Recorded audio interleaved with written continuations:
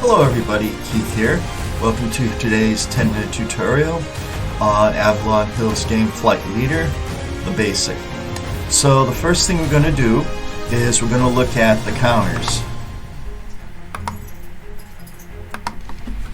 And here's an example of a counter. Now what you want to look at here is in the upper left hand corner you see two letters. The first letter will be the type of turning. A is best, G is worse. And if that's in uppercase, then that means that is a large target, but that won't have effect for the basic game. To the right of that, in the upper left hand corner, in this one right here, you see an N. That could be either N or it could be H. That's that aircraft's ability to accelerate, N or H. And if that letter is in uppercase, then that means that aircraft has an afterburner. Now all aircrafts are supersonic unless there's a line. If there's a line under those two letters in the upper left hand corner, the plane does not have supersonic. Going down to the lower left, you see the missile rails and internal gun. That number is the number of missile rails it has, so that's how many heat-seeking missiles it can have. The second is whether it has a cannon or a machine gun. If there's no letter there, it can have an external cannon only. The information in the upper right we will not be using. There's a dot, one dot, that means it has one person, two dots, that means it has two people crew. And if you also look, if that is in a white background, that's the canopy type. So those right there, that's your basic aircraft units. Now we're going to go on and take a look at the flight decision step checklist. Now the flight decision checklist controls what you do every turn, and you have to go in order. And the first step is set throttle. You can either set the throttle at afterburner if your aircraft has an afterburner, or you can set it at military speed, or you can set it in idle speed. Afterburner uses 2 fuel points. Military speed uses 1 fuel point, and idle uses no fuel points. So you set the throttle. Do you want to go into afterburner? Do you want to go into idle speed, or do you want to use normal military speed? And that right there is going to affect how much energy you gain. The next step is, so after you set the throttle, then you decide the fuel use. Afterburner costs 2 fuel, military costs 1 fuel, and idle costs no fuel. You have 25 fuel points to start. Next step is the maneuver matrix. You have 9 choices. You can either have level flight, or you can have diving flight, or you can have climbing flight. Within each of those, you can either turn left, you can turn right, or you can fly level. So once you decide what to do over there, then you have to set the altitude change. You can climb up to 6, or you can dive up to 6. And each square represents about 3,280 feet. Each level of altitude represents about 3,280 feet. And then you set the new altitude based on the altitude change that you did, and then you set the speed using the acceleration chart. So the first step, you set the throttle. You set it either to afterburner, military speed, or idle. The second step is you record the amount of fuel you use. You'll either use 1, 2, or 0 fuel points. Number 3, you decide if you're going to start with a left-hand turn, a right-hand turn, do level flight, and whether you're going to climb, dive, or stay level. The next step is you're going to decide what type of altitude change you want to do. if any, and that's the amount. It could be from 1 to 6 or 0. Number 5, you're going to set new altitude. And number 6, based on the above things that you've chosen, you're going to set the speed. Now, we're going to take a look next at the acceleration chart. So this is the acceleration chart. This right here shows you what your decisions affect. Your decisions are going to have on your speed. So not every plane can go at supersonic speed. Some planes can only go from 3 through 9 speed. On the wire. But some planes can go supersonic speed.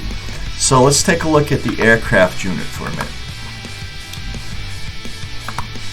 So if you look at the upper left-hand corner, if there's a line under those letters in the upper left-hand corner, that means it cannot go supersonic speed. That means its maximum speed is going to be 9 per turn.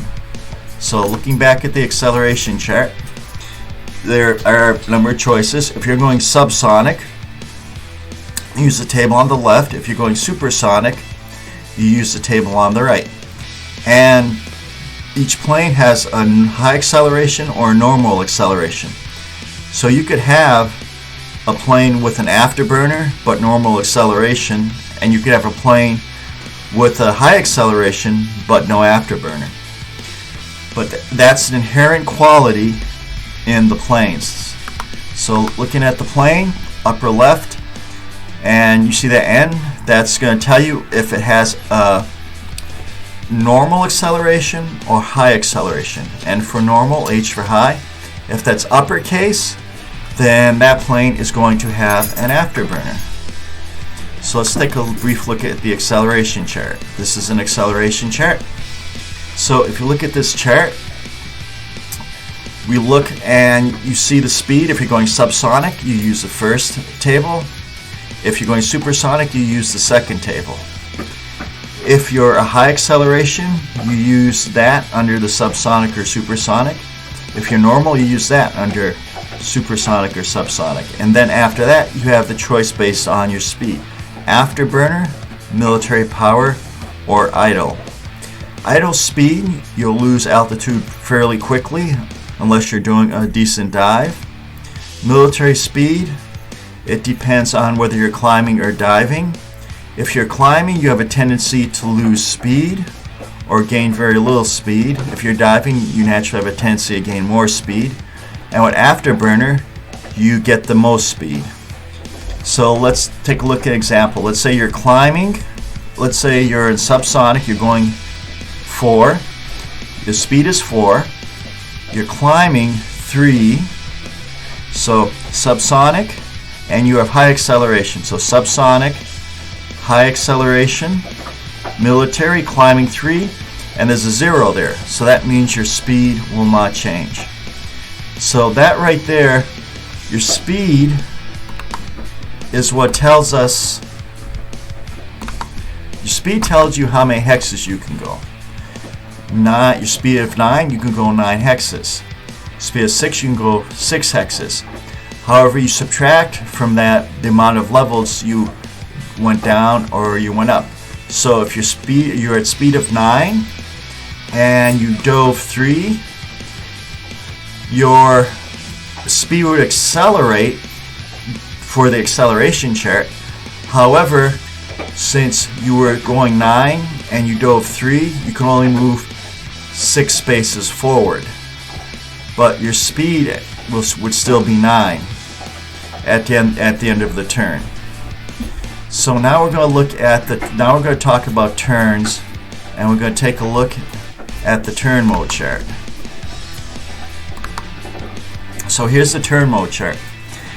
So this is where your turn type comes into play.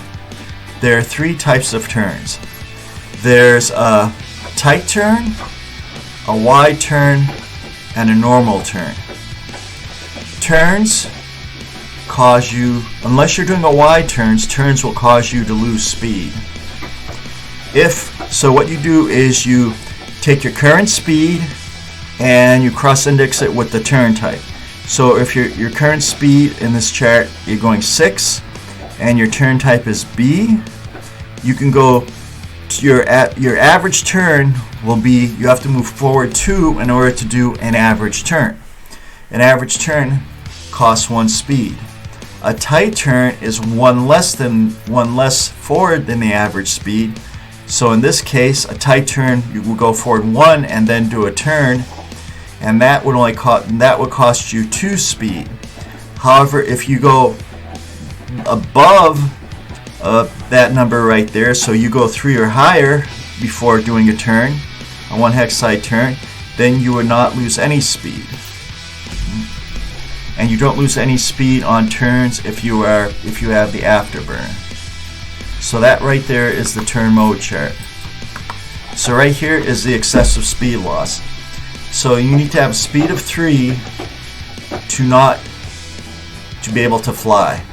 If your speed goes below 3, then something's going to happen. You're going to roll a dice, and if the 10-sided dice, and the die is 1 through 4, your aircraft is done. You've lost control of your aircraft.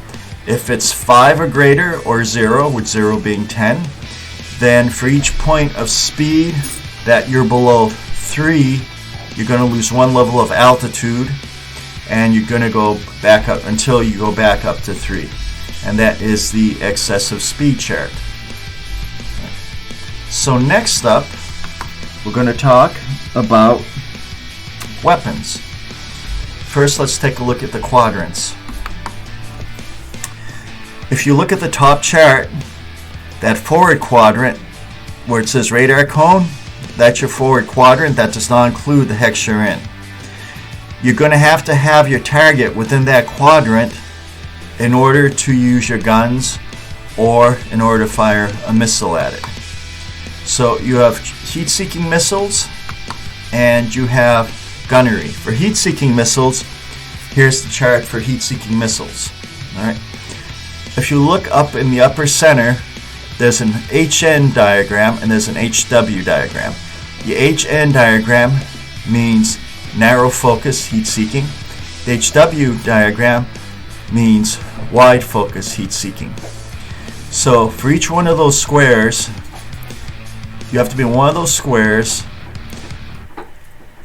with the target plane in the front quadrant. And if you're in one of those squares, you have to roll that or less in order to destroy the plane. So if you look on the left, because heat-seeking missiles go after an opponent's heat, they target the heat. If the opposing plane is an idle, you subtract 4 from that number. It's very hard to get a hit against an idle plane. If the opposing aircraft is in military power, you subtract 2. And if the other plane is going faster, you subtract 3. And that is using your missile combat. And last but not least, we're going to briefly talk about gunnery combat. So you either have cannons or machine guns. In order to use gunnery combat, one more thing about heat seeking. Unless your opponent is diving, he has to be at the same level as you, or you have to be below him. So your missiles can only fire up and level. If your opponent is diving, he can be at 1 level higher than you because he's diving. So now let's take a look at the gunnery chart. There's only one modifier for the gunnery, and that's you get +1 modifier, which makes it easy to hit if you and the target are at the same speed. You get a -1 to hit if you and the target, if you have external guns.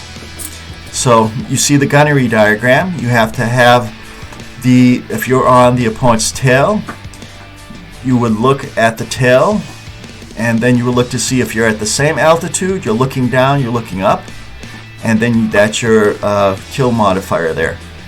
And if you're both at the same speed, you add 1 to the hit ability. So the PK goes up by 1. And that depends on, now if you're aft, which means you're facing the plane, if the opponent is turning into you, then you use the inside column. If the opponent is turning away from you, you use the outside column, otherwise you use the no turn. If you're in the same hex, you have to have entered that hex, and there are no collisions. You have to have entered that hex from the forward, from having that plane in your forward quadrant. Alright, that right there is a brief wrap up. Okay, that right there is a brief wrap up of how to play Avalon Hill's Flight Leader.